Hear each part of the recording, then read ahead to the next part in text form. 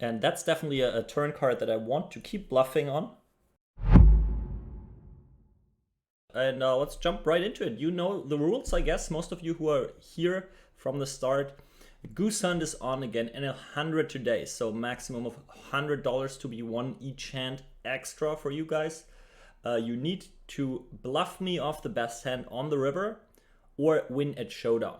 Share the hand history on social media with hashtag Pokercode Cash, tagging Pokercode, and we will take care of everything else. If you ever thought to jump into PLO, I shared a flat with some players that were just switching from No Limit Hold'em to PLO it was in Aussie Millions. It was 2016, I would say, maybe 17, 16 probably. So I thought about it to participate in the learning process myself, but I always had the feeling, okay, I'm now pretty good in No Limit Hold'em, so I want to execute that and do that on the tables instead of being a fish at something again. I really enjoy being good at something, so I was never ready to pretty much step back to then go PLO. I don't know. In hindsight, maybe it always makes sense to learn new stuff pretty early, and I would be a good PLO player by now and can choose from more and more lucrative games, whatever. But it's about what you enjoy, and I enjoyed No Limit Hold'em back then a lot, and I still enjoy it a lot. So I think I made everything right. And Lucas Bassa, let's get you. And I think it's, I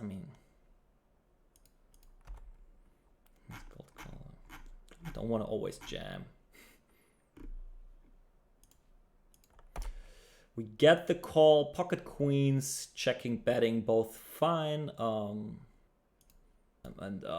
This sucks.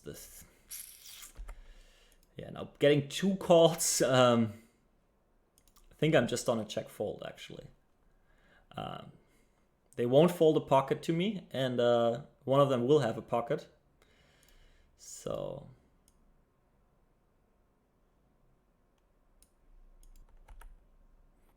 and here I'm actually just jamming.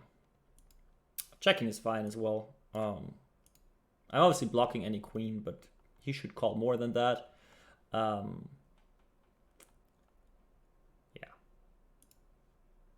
Is the question, like, how light is he floating pre-flop? How many ace kings doesn't he get in pre? I don't believe in those too much. So yeah, pocket eights. Is he turning that into a bluff? Maybe yes. But I think he can have lots of king jack suited, jack 10 suited, the check back the turn, that now river a jack. That's like a more likely holding. Very interesting action down here. We were three-way on the flop. We have a cutoff flatter and a big blind call. And I check the cutoff bets about half pot, and El Pocorino calls, and I go for the check raise to deny equity. Now I hit the top set, but the flush and the straight gets there. But I think he might still have sets, and I'm going for the check jam, actually, to get my equity in against that stuff. If he has a flush, he has a flush, and I get my equity in. But I want to make sure that I get the money in if he has 9 6s or 4s before there comes a fourth club or an 8 or whatever. So fast playing the non-nuts pretty much on a flushy board. Well, if he pots the nut flush there, blocking all the other flushes, that's fine. Round once, obviously.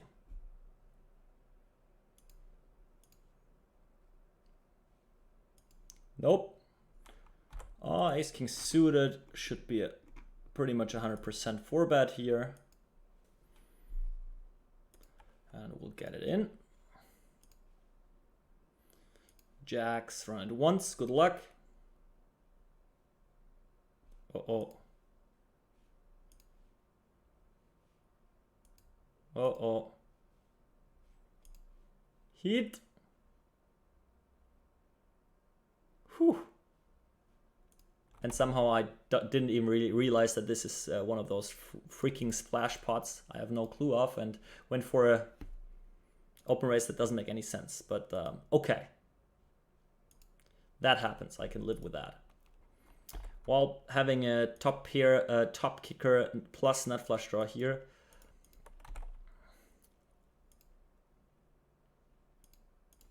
Yes, so very good question here from C14 Timberwolf, understanding how preflop charts work or where they come from. I have a question regarding preflop theory. Most good players use very similar ranges and sizings nowadays, and I understand that we have solved ranges, but they are only solved for the inputs we give, right? Couldn't there be, for example, other solves with 5x open but a lot tighter ranges? Do we know for sure that they can perform better? Yes, so I like to point out really that this is important to understand, that those freaking ranges is not like perfect, right? It's just the best thing you can do with the given structure. And this is chosen by the people who run it. But what you can do is that you can pivot away from that. So you can double check, okay, let's say we open it as 2.5x. What happens if we offer 3x? Is that strategy overall better or not? So I'm sure that got done a couple of times. And here, that's probably not that good. Oh, nice. Easy. This is how it works, having the equity. And yeah, so I think that people ran that from like, let's try 2x, 2.5, and run something with 4x, etc. And there, in this way, you could just figure out that something is a little better than other stuff. Okay, maybe answer some more questions before then jumping into some higher stakes. What do you think about reg war between? I don't know. I think that's always fun. I cannot evaluate their games good enough. Does GG Poker not take rake of 3-bets and 4-bet pots in Russian cash? I think the rake situation is the same for Russian cash and normal tables, so I have no clue. Would there be a section where you discuss run it twice? I mean, I can answer you that in 1 second. If you want to build a stack, it's better to not use run it twice.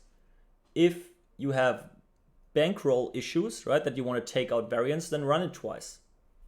That's the whole thing. There's like EV-wise, there's no difference. Okay, 26 bigs here. I mean, just jamming is obviously fine. Just 3-betting. I don't know what a good size is here. Let's go with that here. Getting it in. Is it the Queen 7 shove on the river? I don't think so. Whether it's too much. I think 20 bigs, totally fine there. And now we have a problem because we need to play post flop with 21 bigs in a 3-bet pot, and I have no clue about it. This, I mean, I'm crushing that board, so I'm definitely just continuing, even though it does not make sense with my exact hand strength. It's more a range play, so yeah. There's a king or something on the turn that might even be a bluff at some point. And I'm obviously happy if he just folds his whatever he might have. Checking will be fine in a world as well. And that's definitely a turn card that I want to keep bluffing on. Hoping to not run in the trapped aces, right? So let's see, King Jack suited can be a thing as well. So yeah, don't want to give him the perfect odds, so size up slightly. But as I like, this is, I think it's fine what I'm doing, but not like far away from perfect. Might be better to take a different turn sizing here. I don't see a jam with that set there, to be honest. But yeah. So, good luck, right? It's that clear value jam, but it's not like I'm expecting to win all the time here. So that's kind of the sweat. Just we need no snap, and then we are good. Good luck. Snap, almost. Ace queen, that was perfect. So, whew. Lucky me. So, all right, guys, I'll go on leave table next blinds. I think that was a very, very successful session. Just, yeah, being on the good end of coolers on high stakes at the end. Winning really good money there. Lots of fun in the happy hour session before. So I hope to see most of you guys, especially those that were playing tomorrow again, playing NL 200. It's a little sad that obviously that is a limit where not just everyone can participate, but still watching should be lots of fun, and we have a few people firing a couple of entries and really being after it. So looking forward to that.